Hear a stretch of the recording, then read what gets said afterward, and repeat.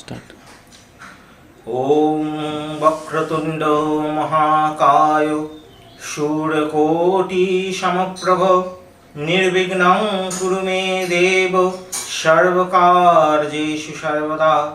ओम गंगणपतये नमः। শুভ অক্ষয় তৃতীয়া। আপনাদের জীবনের সুখ সমৃদ্ধি অক্ষয় হয়ে থাকুক, জীবনের সমস্ত আশা পূর্ণতা পাক, জীবনের সফলতা অক্ষয় থাক, আপনাদের জীবনে সব শুভ হোক। কারণ আমরা অশুভকে দমন করে শুভত্বকে এগিয়ে নিতে চাই। কারণ এই অক্ষয় তৃতীয়া হচ্ছে দেবী ধ্রুমাবতীর আবির্ভাব তিথি। দেবী ধ্রুমাবতী কিন্তু আমাদের জীবনের যে অশুভত্ব তাকে কিন্তু মা হরণ করেন।